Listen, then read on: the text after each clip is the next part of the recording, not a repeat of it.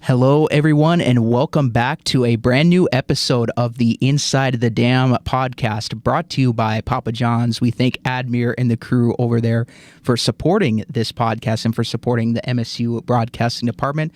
Be sure to check out their MSU special, large two-topping pizza for $7.99 if you show your MSU ID. And we have a great show for you guys again, and another great 3 interviews with student athletes on campus. We're going to have a member of the men's basketball team. We'll also be joined by a women's wrestler and a member on the MSU Women's Hockey Club. And kicking us off here, he is a member of the MSU men's basketball team and also a Bishop Bryan Catholic School alumni. Ben Bohl, a top-notch defender, joins us here tonight. Ben, how you doing today?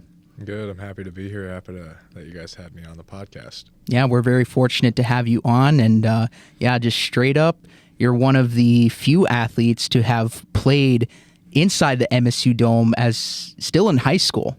So there's a lot of Bishop Bryan and Minot State connections, but we'll get more into that real quickly here. But just kind of talk about, how's the first few months of the new semester going so far? It's been good. We graduated a lot of guys last year. We think we had about 6 guys to graduate, but then we brought in, our transfers from JUCO and a few freshmen, and they've adapted very well, and I think the season's off to a great start. No, I'd love to hear that for sure. And like you said, a lot of new guys on the team, a lot of new faces, some names that have come with a pretty big resume. Just kind of talk about some of the returning guys on the team and maybe some of what these newer guys can bring.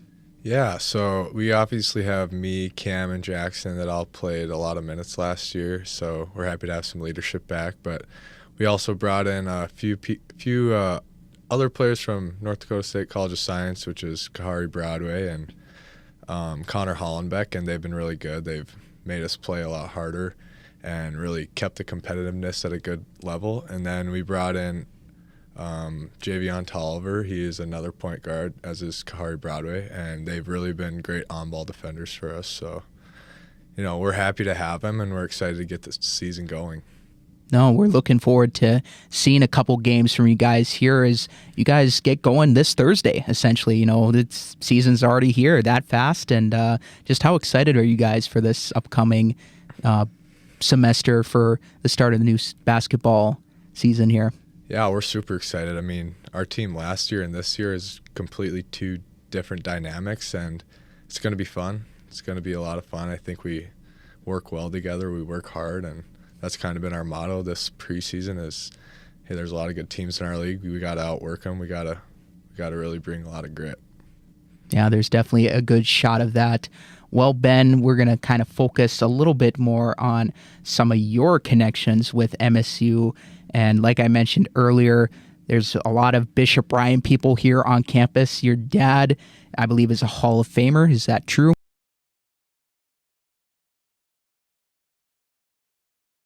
And kind of connected with the Bishop Bryan aspect there. There's a lot of people interlocked with the college and high school next door. Just kind of talk about, when you first came here and, just through the years, through the semesters, talk about maybe some of the advice that you've received as one of those up-and-coming players for this basketball club. A lot of the advice that I was given, obviously my dad played college basketball here at Minot State, but just college basketball in general is it's another level, and you're going to have to work a lot harder than you think you have to work. There's going to be a lot of changes in your game. You're going to have to accept a different role than maybe you want to accept. And it's just a completely different sport compared to high school basketball. You just really got to come in every day and find one thing that you can get better at that day, and then the next day build off of that. You just got to keep building and building until you find your role, you get comfortable, and then you can continue to add.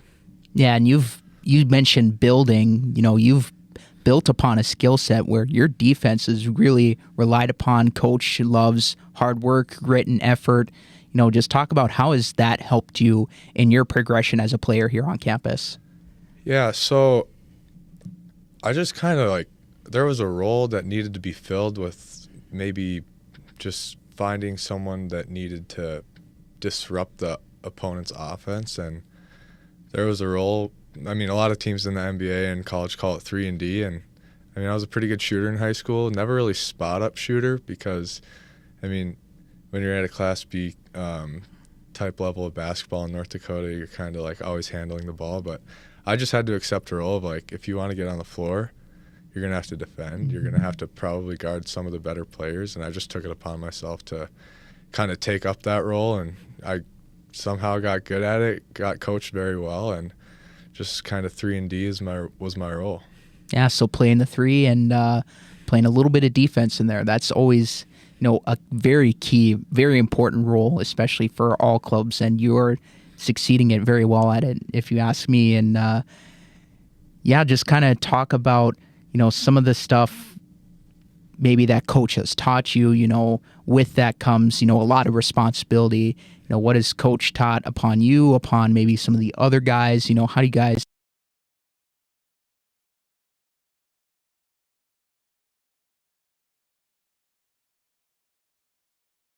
teams?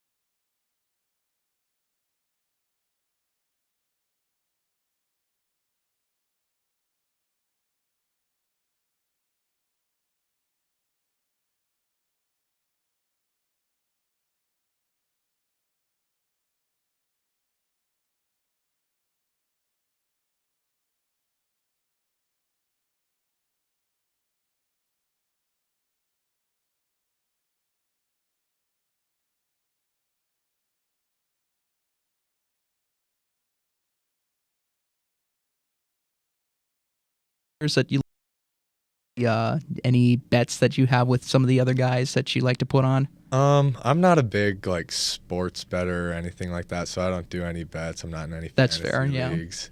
As far as favorite teams in the NBA, I don't have one. NFL, I like Tom Brady, so I followed Tom Brady a little bit. So I'm kind of I don't know if you can say Patriots fan, but a Patriots fan. No, that makes sense. Yeah. Yeah, and then for college basketball, I enjoy watching Duke. I'm a Dookie. Duke's really good. Yeah. Yep. Very good program up there, certainly. And, just kind of expanding more on, spending time with the guys. Obviously, you are a Minot native coming from Bishop Ryan. What has it been like living in Minot and, taking that next step to really staying in Minot here close to home? What has that been like?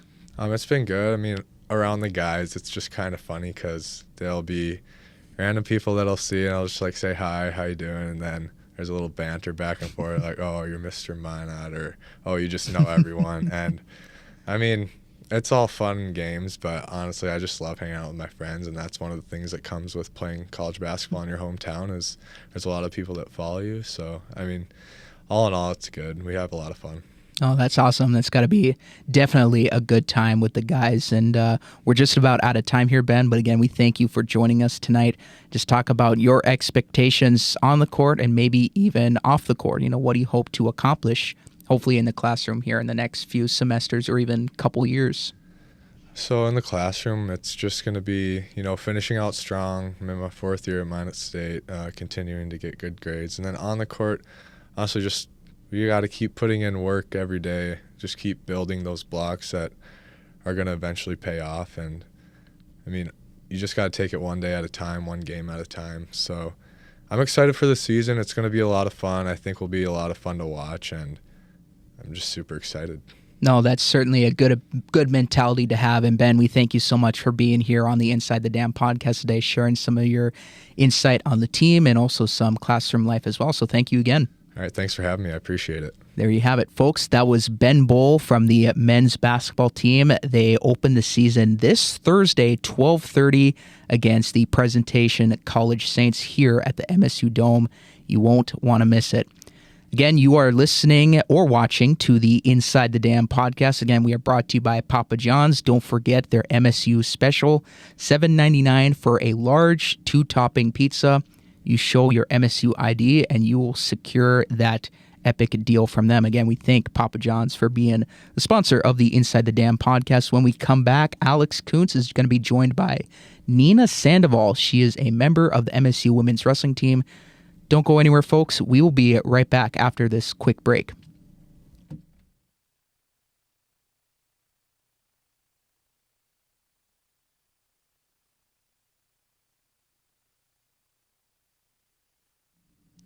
Welcome back, everybody. I'm Kylie Kuntz, and I'm sitting here with Jordan Kulbida of women's hockey. Thanks for joining us, Jordan.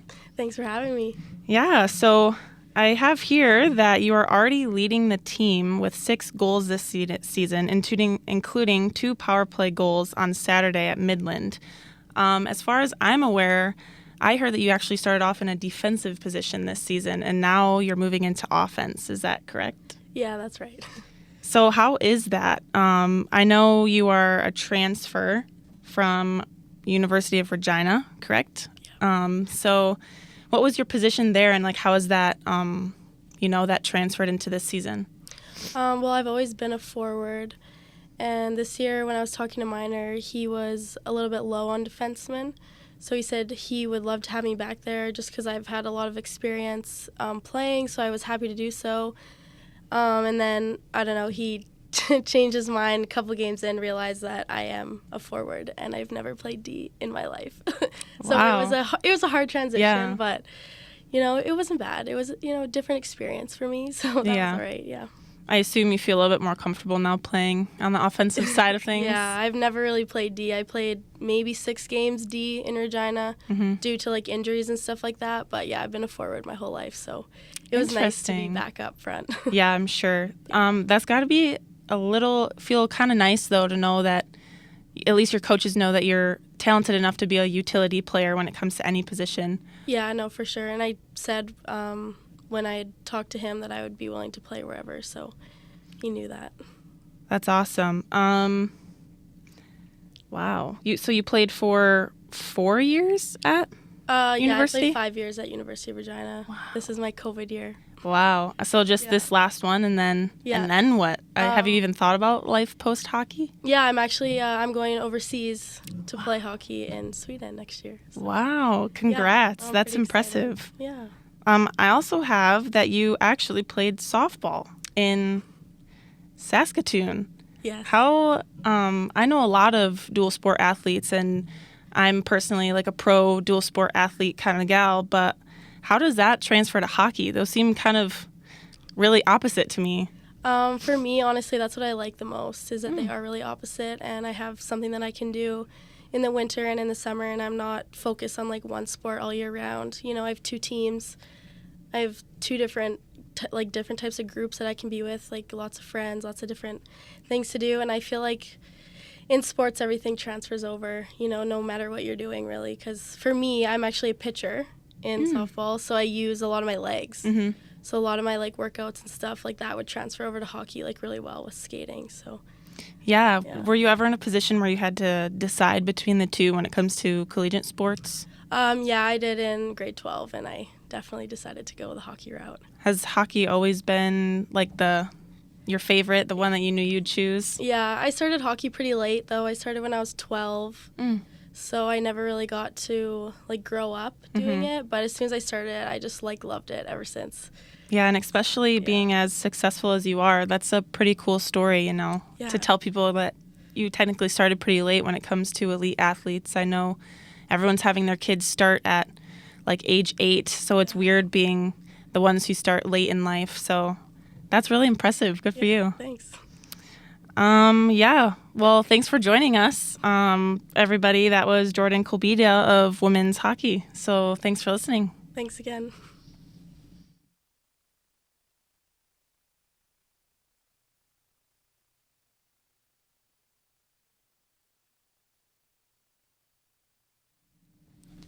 Hi, guys. Welcome back to the Inside the Dam podcast, sponsored by Papa John's. I'm here with Nina Sandoval, a freshman wrestler here at MSU. Welcome, Nina. Thank you for coming. Hi, thank you for having me. So, I just want to, introduce you because you're a freshman here. So just tell me a little bit about yourself. I'm from Gilbert, Arizona. I've been wrestling since 7th grade, so about 6-7 years now. I am a medical laboratory sciences major, and I have an older brother who wrestles here too. So. Oh, that's fun. So is that what brought you to Minot State, or kind of like a no? That's actually why I didn't want to come. Really? Okay, so first off, it's really hard to find a women's wrestling program. I knew I wasn't going to go to school in-state because there's no schools in Arizona that really have a women's wrestling program. There's one school, it's NAIA, but it did not appeal to me very much for several factors, from academics to their program. The facilities was one thing that really stood out to me, just athletically overall. The wrestling room, the mats, everything that we have for weights, all the resources that we have and everything was always one big thing that really stood out to me, even when my brother came on his visit, because I was a sophomore or freshman when I was a freshman in high school when he came on his visit, and I came with him. Oh, so okay. I kind of had an idea of the facilities, but then when it came to picking my major and everything, it was also one of the few schools that had my major and a women's wrestling program, where I liked the facilities and I liked the coach, and everything just kind of fell into place. So that's awesome. So tell me what your major is again? It's medical laboratory sciences. Wow. So what is that? So pretty much any time a doctor collects any type of sample from you, anything that can be excreted from the human body, they send it to a lab, and I would be the person in the lab that looks at it. Oh, wow. That's the shortened version. That's cool. But, yeah. What got you interested in that? I always wanted to do medical. I wasn't quite sure what I wanted to do. I actually wanted to be a cardiologist for the longest time. Oh, okay. And then I was like, I don't know if I want to do 12 extra years of school. Yeah, that is a lot. So I ended up going with medical lab because I actually got a lot of exposure to it in high school with my high school's biomedical sciences program. Oh, that's cool. So that was a 4-year program, and we got to do a lot of different labs and everything in different fields, and I always liked the labs, if that makes sense. Yeah. So I was like, I could see myself enjoying this. And then on the other hand, too, you can also do a lot with it. So I can go to medical school with it if I decide to do that. If not, I can still have a successful career with just a bachelor's. And so that was kind of why I picked it. Yeah, that's awesome. Tell me, so obviously you're a freshman here. How are you acclimating to everything so far? I think I'm doing pretty good. I'm a busybody, so having something to do all the time can get a little stressful, but I like it. I like staying busy. I like being out and doing stuff. So between practice, lifts, classes, everything going on, I think that it's a lot of fun. And like I said, I like staying busy. So good. That's awesome. I'm happy for you. So I'm going to talk a little bit about your upcoming season. You've had a couple scrimmages so far. Yeah. So we had inter squad, which is our duel between our other teammates. I know for the guys' team, I believe, I could be wrong on this, but I believe that's how they do their wrestle-offs. Our team only has 13 girls right now. We're all freshmen, so there's not really enough girls to do wrestle-offs. Mm-hmm. So it was more just mat time and exposure to a crowd and everything. And the other thing that a lot of people don't really realize is that women's wrestling is actually a different style of wrestling than men's. So there's 3 styles of wrestling: Greco-Roman, which is all upper body throws. They do that internationally. There's freestyle, which is what collegiately women wrestle. And then they also wrestle that internationally. It's also the only division that they have for women at the Olympic level. Oh. And then there's folk style, which only Americans wrestle. Really? So they do it. Folk style is collegiate men's wrestling, high school wrestling, and then pretty much everything unless you decide to go to freestyle and Greco. But when you go to wrestle internationally, no other countries really wrestle folk style. Like they know that that's it exists, interesting. but it's not at the competitive level. Okay. For girls, you wrestle folk style in high school, but then when you wrestle collegiately, you have to transition. So it's a little bit different as far as the points and stuff go. Okay. So tell me a little bit about the difference between the men's wrestling and women's wrestling, because I do know there is a difference. I'm just not sure what that difference is exactly. Yeah, it is the styles. So if you went to inter squad, you can kind of, and you really paid attention, you don't really know unless you know. Mm-hmm. So for women's wrestling, point wise and everything. Yeah. Okay. So for women's wrestling, freestyle wrestling, it is a lot more technical in my opinion. So you actually get a point for pushing them out of bounds. Okay. But you can't go straight arm and just push them out. You have to drive them out or work a move to get them out of bounds. Another difference is that for men's wrestling or folk style, they have pins, obviously. Mm-hmm. You have to kind of hold them there for a couple certain seconds. amount of time. You have to show that you have control of the position and everything. In freestyle, it's called a touch pin. So as soon as both shoulders hit the mat, it's a pin. You don't have to hold them there for a longer period of time. In addition to that, there's also near fall in folk style. So it's if they're close. The main thing that they consider with near fall is if your opponent is at a 90-degree plane, on their shoulder. If they break 90, the ref will start counting near fall. Oh. For women's wrestling, for freestyle, it's turns. It's all turn-based. So if you were at inter squad and you were watching, it's we turn people over all the way. And every time you turn them, it's 2 points. You don't have to,